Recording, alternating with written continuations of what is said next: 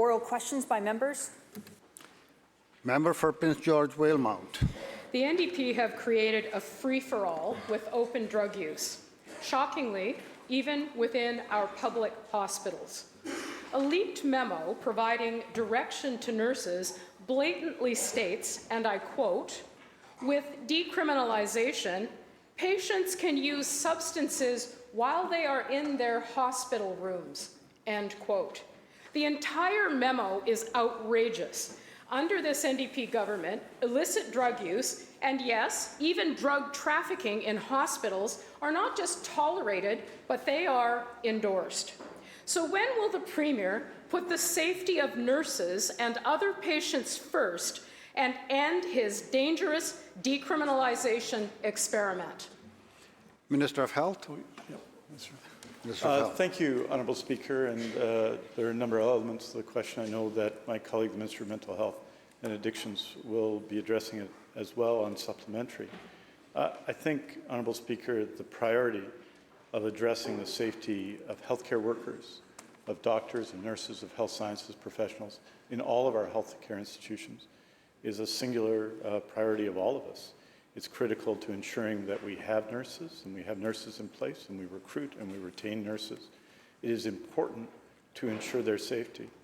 It's why we listened to nurses and to healthcare workers and to health sciences professionals and doctors in changing the security model in acute care hospitals more than a year ago.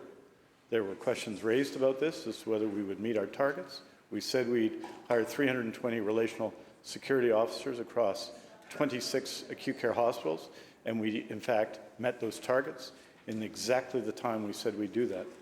We worked with our nurses. These were recommendations from our community of healthcare workers, and we're going to continue to take all the actions required to ensure that healthcare workers are safe in our healthcare institutions. Member for Prince George Valemount, supplemental. Well, the members opposite might think about their clapping when they start listening to nurses. What nurses are saying in British Columbia is that drug use is allowed, permitted, and endorsed by this minister and this government in hospital beds in public hospitals. That's what the memo says. So the minister can talk all he wants about security guards. They're not using them. People are using drugs in hospitals. Courageous nurses are coming forward all across British Columbia with alarming accounts of daily encounters with meth, cocaine, and fentanyl use in our hospitals.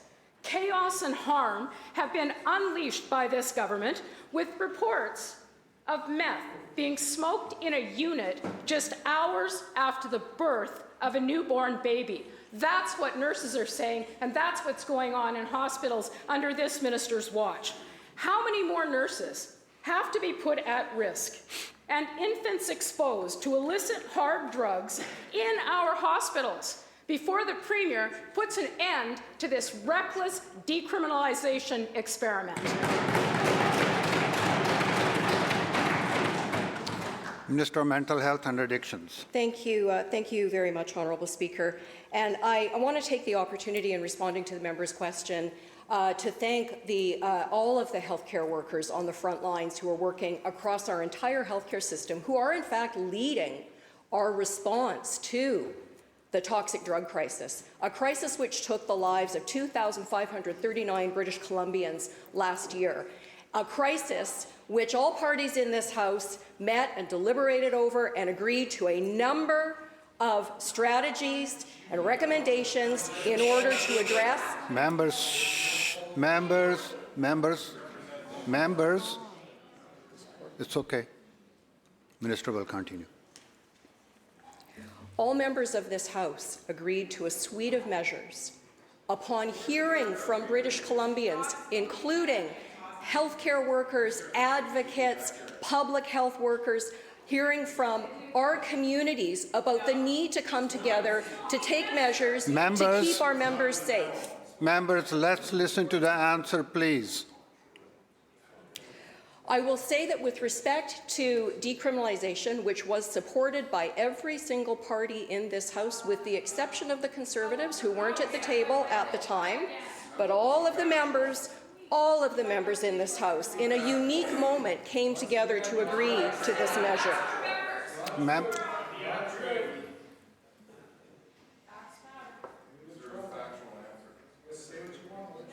Members? Every single member of this House agreed to the recommendations of the Standing Committee on Health. And I'm going to Members, say that Minister, hold it. Members,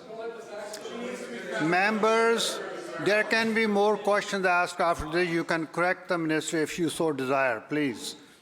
Let's listen to the answer now. Minister. Thank you, Honourable Speaker. What we do know is that ending this particular tool, which is one tool of many that we are using in this unprecedented crisis that we are experiencing, ending this program won't save a single life, not a single life in this province. And that is our...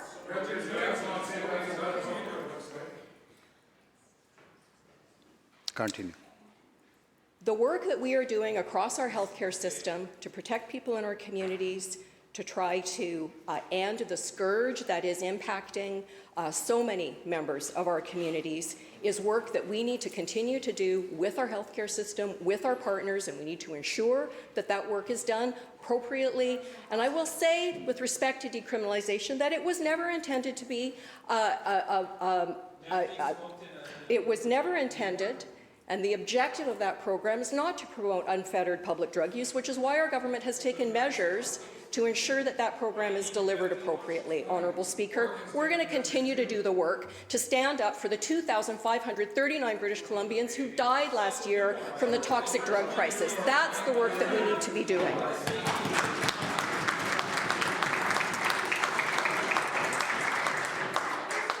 Members, let's have another question, please. Member for City South. Thank you, Honourable Speaker. You know, maybe we should allow crystal meth smoking in the minister's office. And then she could experience what healthcare workers are facing in their workplace every single day.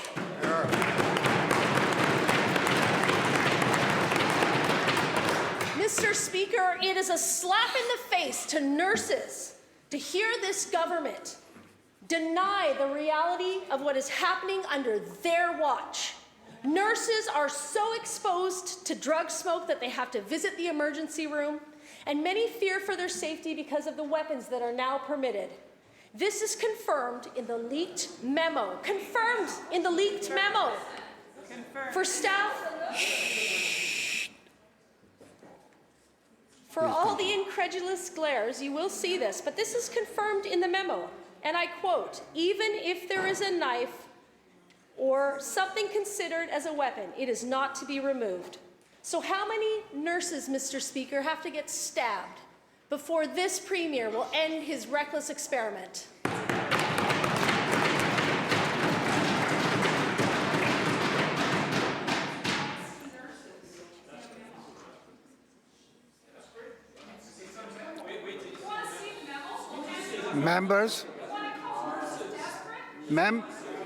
Members will come to order now, please. Minister hasn't even started yet. Shh. Minister of Health.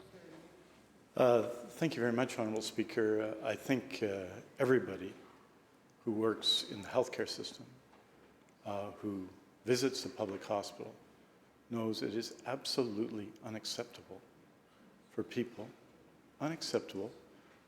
to have weapons in public hospitals. Unacceptable, Honourable Speaker.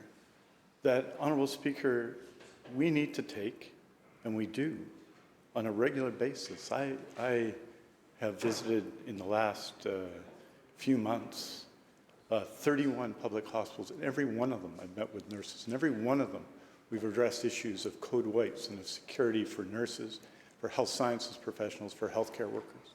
In every one of them, we work together to ensure that people are safer in our public hospitals and in other healthcare facilities. There are challenges in society, but the people who work in the front lines of healthcare have played, in my view, a heroic role. They deserve our support on every occasion, and they will always have it. City South supplemental. Thank you, Honourable Speaker. Seeing the Health Authority memo, it's clear to me that perhaps either this minister is complicit or incompetent. Because healthcare for those who use drugs should never compromise the safety and well-being of nurses and other patients.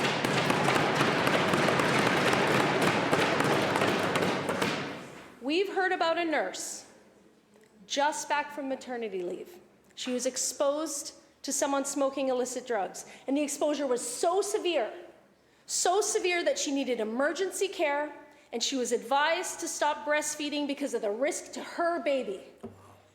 This demands more than empty words about being unacceptable.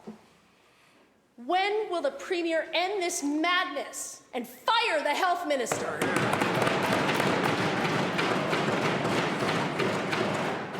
Minister of Health. Well, Honourable Speaker, what we do, what we've consistently done, is work with our healthcare workers, work with their organizations, work with the public to improve healthcare in British Columbia. With respect to nurses, that means working together to support better, safer security in our public hospitals by adopting their proposal that they made along with the HEU and along with the HSA to change the way we do security. It means working with our nurses to put in place nurse ratios with a significant investment.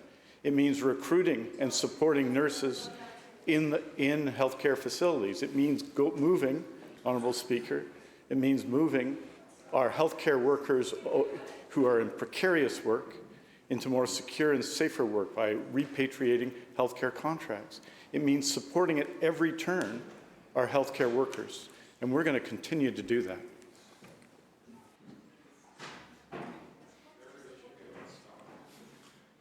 Leader of the third party.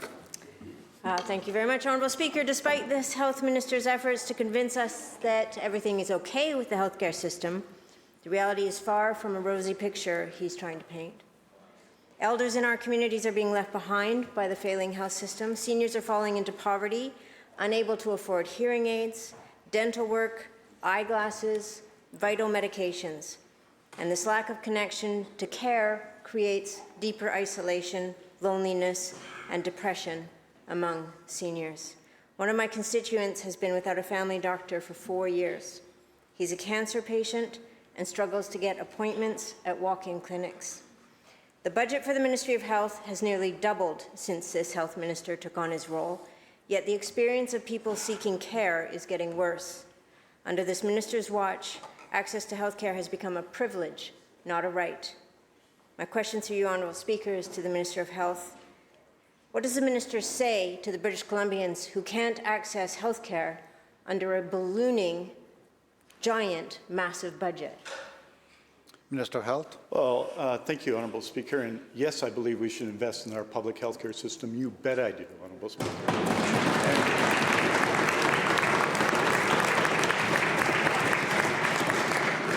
With respect to family doctors, the member will know, because at least previously she was an advocate of moving away from the fee-for-service system, that we moved away from the fee-for-service system, working with family doctors, and between March 31st and December 31st of last year added net new 708 family doctors, Honourable Speaker. We added,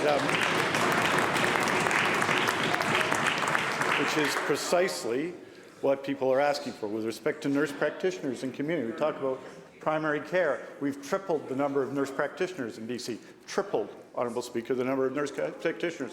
Last year, Honourable Speaker, adding 6,500 nurses. Nurses registered, either registered nurses, registered psychiatric nurses, LPNs in our healthcare system, Honourable Speaker. It's why we have the largest capital program for hospitals in our public healthcare system. It's why we repatriated healthcare workers and got rid of Bill 29, Honourable Speaker, that brought justice to healthcare workers across British Columbia. We have taken an action, and Honourable Speaker, we led, I think, the world in responding to the public health emergency, which was COVID-19, by supporting and following the positions and supporting our healthcare professionals, our doctors, our nurses, our health sciences professionals, and we will continue to do so.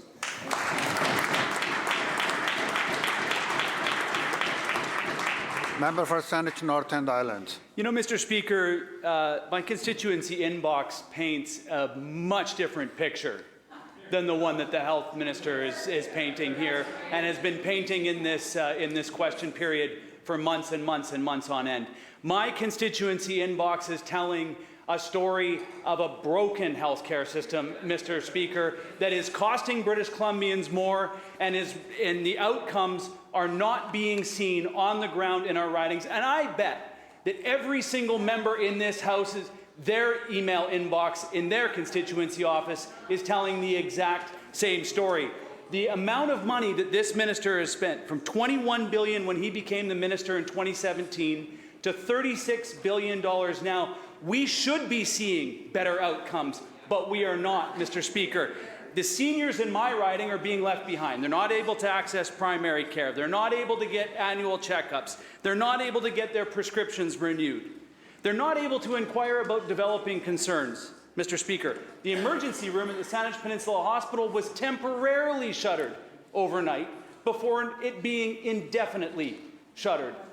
Mr. Speaker, the question to the minister is, when is he going to open the emergency room in our ridings in Saanich Peninsula so that the constituents in my riding have access to health care when they need it? Minister of Health. Well, thank you very much, Honourable Speaker, and the members of the House will know that our public health care system has responded, I think, in exceptional ways in very challenging times. To say that we haven't had a COVID-19 pandemic, to ask a question while ignoring that, ignoring the fact that there have been, in the last 3 years, an additional 560,000 people who are registered with the MSP plan in BC, is ignoring the facts. And in the face of that, we've set records and are leading Canada in recruiting doctors, in recruiting nurses, in recruiting health sciences professionals, in recruiting healthcare workers, Honourable Speaker. We've expanded the scope of practice, for example, for pharmacists, Honourable Speaker. We've expanded the scope of practice for pharmacists, Honourable Speaker, that has brought care to hundreds of thousands of people. And, Honourable Speaker, we created new healthcare positions, expanding scopes of practice for associate physicians, people who are trained as doctors in other countries who weren't able to practice up to now, and in Saanich, for example, adding positions such as a new physician's assistant program, which we're engaging in the hospital. And so we are continuing, Honourable Speaker, in primary care, in seniors' care, to invest in the things that British Columbia needs, and we're going to continue to act in every community to support our public health care system.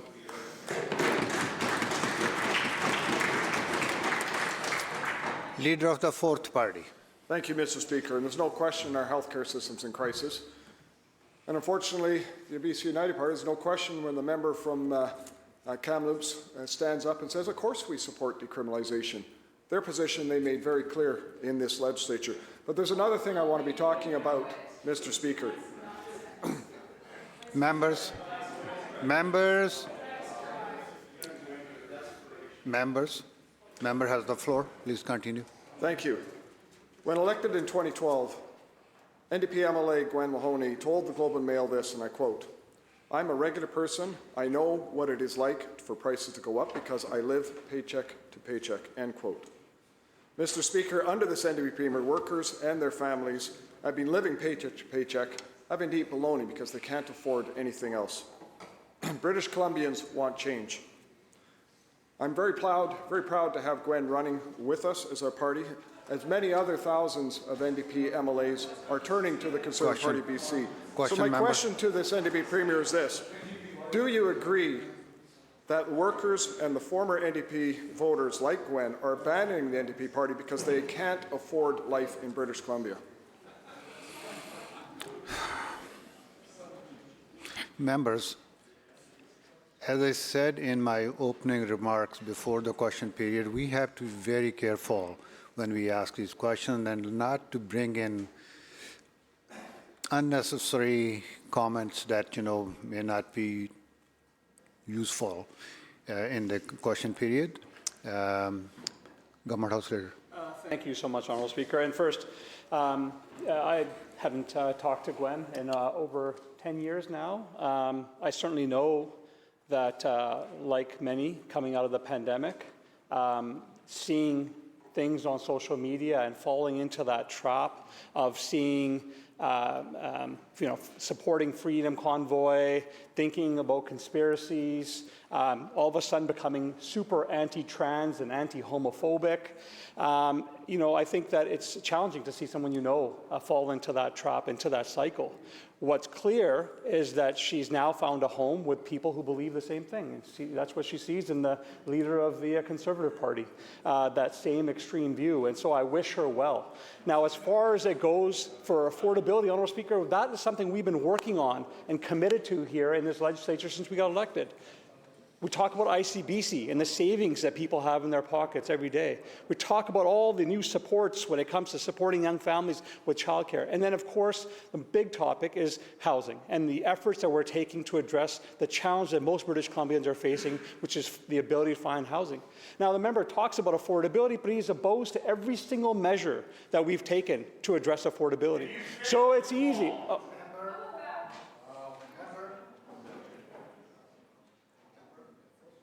First of all, the chair was, I allowed the question, even though the question has it was not related to any minister's responsibility. But anyway, so the government House Leader wishes to answer that. He's answering it, so let's hear it. And then I hope the next question will be related to one of the minister's responsibility portfolio. Please continue. Thank you, Honourable Speaker. It appears I've hit a nerve. I'll end with this. We are always focused on British Columbians. We're always focused on the needs. But we will not step away from making sure that our kids are safe when they go to school, that you can love who you love, that you can be in British Columbia and see this as a safe haven for you and your family, Honourable Speaker. That's something we're committed to, something that we're going to work on every single day.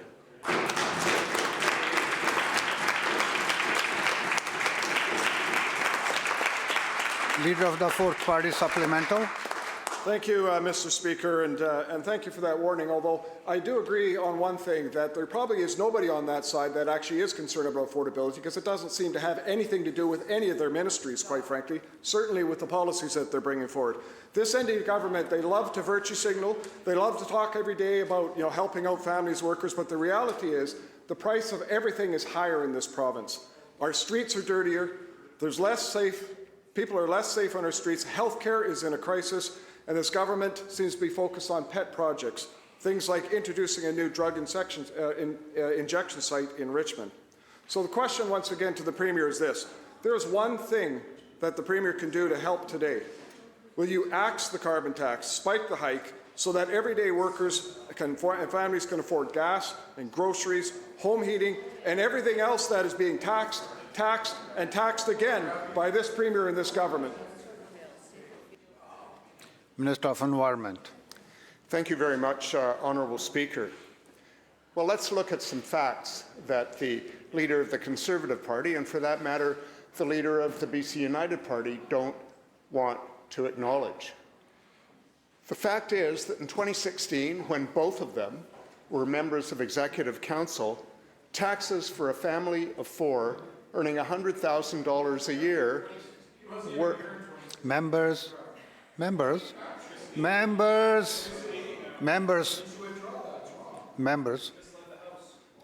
The chair will be the judge.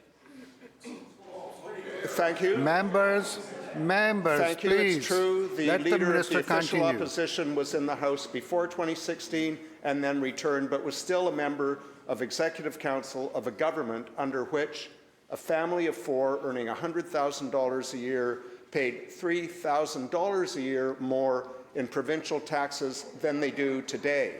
On top of that, as the leader of the Conservative Party, who was in this House at that time, knows, and the leader of BC United knows, because he was a member of Executive Council, they cut taxes for the top 2%, not everyone else.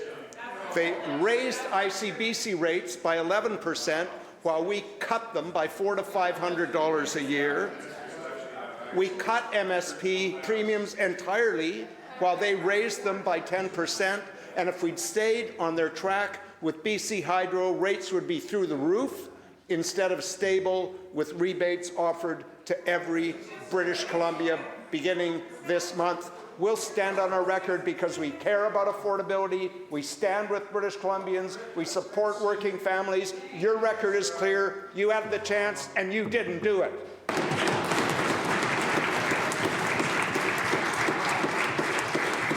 Member for Vancouver. Member for Vancouver-Langara.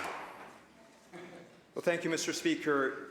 87-year-old Eric Roberts languished for 9 days in a hospital hallway, suffering from delirium and complications from infections. His dignity and health were compromised as he was parked by a garbage room for 4 days. Eric and countless others deserve more than the "I'm really disappointed" platitudes and excuses from this incompetent NDP Premier. When is the Premier going to act and fire this incompetent health minister? Minister of Health. Well, thank you very much, Honourable Speaker. And what we're doing in every area is taking action, Honourable Speaker. I'd ask the Honourable Member if he's in favour or against the action we've taken with doctors that has led to the recruiting of net new 708 family doctors. The action we're taking with the BC Nurses Union with BC nurses to increase the number of nurses, improve nurse ratios in every community. Is against the action we're taking with health sciences professionals to recruit and hire more health sciences professionals in every community. Is he against, Honourable Speaker, the HPCAP program, one of the most successful health human resources programs in history? Is he against the surgical renewal commitment, which has set records virtually every week this year in the number of surgeries and seen a reduction, even during COVID-19, of the surgical wait list in British Columbia? Is he in favour of these things, or is he against them, Honourable Speaker? Because those are many of the substantive actions we're taking, actions that are making a real difference for people in a very challenging time in public health care. Member for Delta South. Thank you, Mr. Speaker. Lane French from South Delta suffered a stroke in the Massey Tunnel and was left paralyzed and alone. Despite urgent 911 calls, French was told to fend for himself, and I quote, "Nobody came. They left me abandoned on the side of a road to figure out my own way," end quote. Lane French and countless others deserve more than excuses, and I feel your pain from this incompetent minister. Mr. Speaker, when will the Premier finally act and fire this minister? Minister of Health. Thank you very much, Honourable Speaker. And we're concerned every time that someone has challenges in facing the healthcare system. I know that our healthcare professionals, in particular, our ambulance paramedics and dispatchers, who address these issues every day, are so concerned. And that's why, Honourable Speaker, when I became Minister of Health, after 16 years of Liberal government, Honourable Speaker, the majority of ambulance paramedics were casual, the majority. We've increased the number of full-time ambulance paramedics, full-time, from 1,500 to 2,600, and the members know this, Honourable Speaker, in 6 years, Honourable Speaker, that for purple calls, Honourable Speaker, we've reduced wait times over that period, Honourable Speaker, which are the most serious calls, and including in the last year. Because we've invested, Honourable Speaker, in ambulance paramedics, in particular in rural and remote communities. We've added, Honourable Speaker, air ambulance services across BC. So when the member talks about ambulance services, unfortunately, he knows that we can't and we won't go into individual cases, although we express in every occasion our compassion for people. But on the ambulance service, which had been neglected for a decade, Honourable Speaker, where ambulance paramedics had been treated with contempt by the previous government, the only group of workers who didn't get the public service bonus under the previous government were ambulance paramedics. We've made changes to that, and we've done it working with our ambulance paramedics.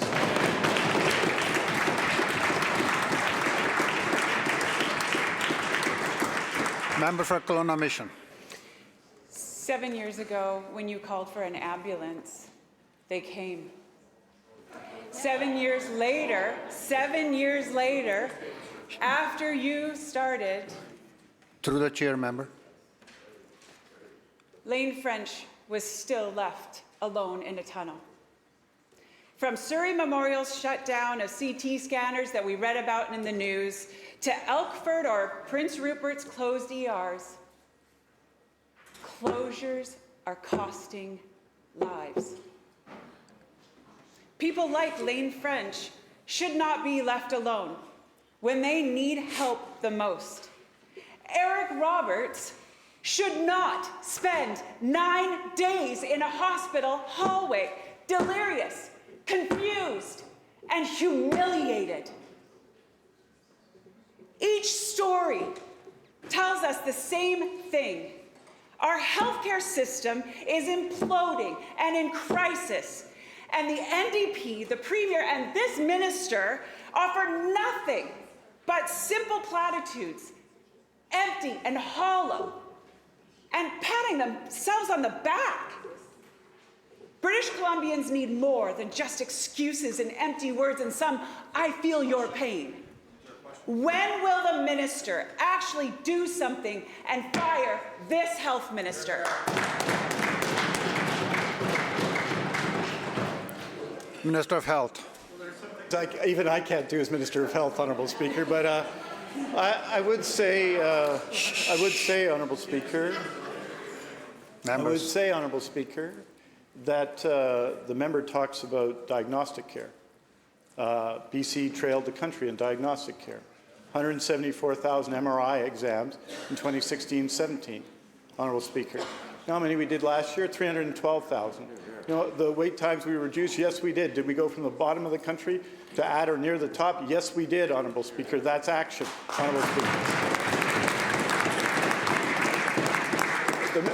The member talks about overnight closures of diagnostic equipment, Honourable Speaker. Only one MRI machine in the province was operating 24/7 when I became Minister of Health. Now it's 9, Honourable Speaker. Honourable Speaker. Only 4 were operating 19/7. Now it's 19, Honourable Speaker. Honourable Speaker, we are doing, the member talks about CT scans, we're doing about 280,000 more. 280,000 more. Honourable Speaker, when I became Minister of Health in the Northern Health Authority, Honourable Speaker, in the Northern Health Authority, they did 20 MRIs per 1,000 population, Honourable Speaker. Oh, they don't want to hear the facts, Honourable Speaker. They don't want to hear the facts. Honourable Speaker, when I became Minister of Health, 20 MRIs per 1,000 people in the Northern Health Authority. The only place you could get an MRI done was Prince George, Honourable Speaker. We've changed that, Honourable Speaker. We're going to continue to act for people. We're going to act for people by recruiting more doctors, nurses, healthcare professionals, by improving and expanding our surgical renewal program, by expanding diagnostic care, by improving primary care, Honourable Speaker. We're going to continue to act, Honourable Speaker, on behalf of the people of British Columbia. We're focused on patients. They're focused on politics, Honourable Speaker.